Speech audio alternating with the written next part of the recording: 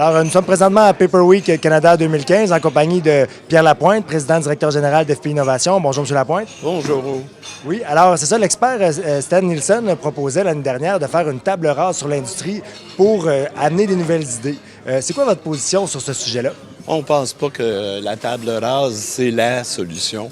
La solution, c'est vraiment d'aller vers des nouveaux produits, d'aller vers quelque chose d'intégré, mais surtout d'aller vers un changement de culture dans cette industrie-là. Et un exemple, c'est vraiment de commencer à penser que en 1900, on construisait du 10 étages partout dans le Vieux-Montréal, dans le Vieux-Québec, dans le Vieux-Toronto, Vancouver. Maintenant, on n'a pas le droit d'en faire plus que du 4.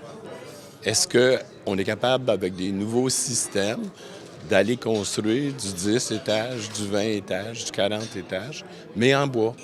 Donc, il faut penser autrement et parler aux clients de nos clients pour être en mesure de connaître leurs besoins. Donc, c'est plus un changement de culture de l'industrie, mais aussi de nos chercheurs.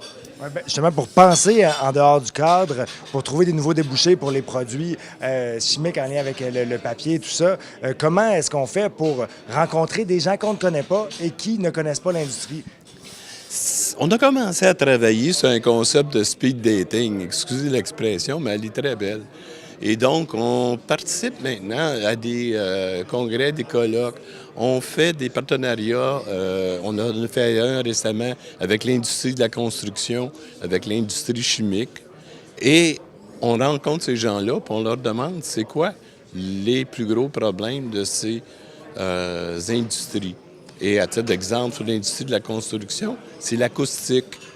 Est-ce qu'on est capable de prendre de la fibre de bois et de résoudre le problème d'acoustique dans les condos? Donc, c'est justement d'aller vers d'autres clients et de leur poser la question. Parce que traditionnellement, le secteur forestier a toujours fait des produits qui étaient des produits de masse.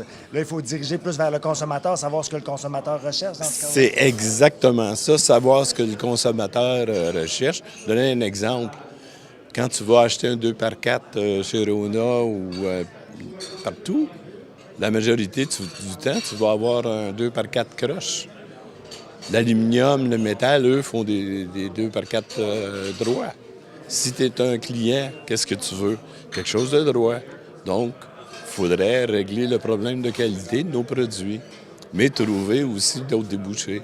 Et si on regarde tout ce qui se passe au niveau des maisons préfabriquées, de tous les systèmes préfabriqués, maintenant, on va s'en aller vers des produits où on va être capable d'ériger ça beaucoup plus rapidement, s'en aller vers des produits très différents, donc du 6 étages totalement en bois.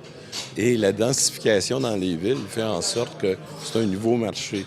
Donc, il faut parler aux architectes, il faut parler aux ingénieurs, il faut parler aux municipalités pour les aider dans comment les municipalités vont évoluer dans l'avenir et comprendre leurs besoins.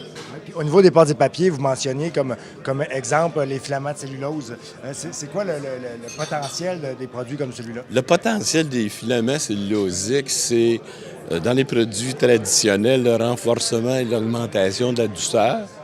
Donc, un exemple typique, c'est que tu vas prendre un papier toilette d'aéroport puis tu vas faire un cachemire avec.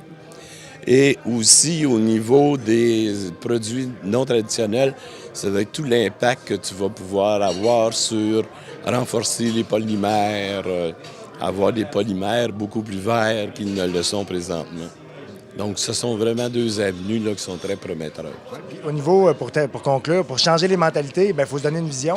La vision de 2020 parle de créer 60 000 emplois et de créer 20 milliards de plus en produits au Canada. Est-ce que c'est encore réalisable à ce moment-ci? Le 20 milliards m'interpelle beaucoup. Celui qui m'inquiète, c'est la création de 60 000 emplois. Et la raison, c'est qu'on a de la difficulté à attirer les étudiants dans les collèges et dans les universités, dans les secteurs traditionnels de foresterie. Le défi risque d'être beaucoup à ce niveau-là. Il va falloir la main-d'œuvre pour le créer, cette richesse-là aussi. C'est comme voilà, c'est ça. Et donc, on essaie de regarder des opérations de récolte automatisées pour réduire l'impact sur la ressource humaine, pour donner des emplois de meilleure qualité.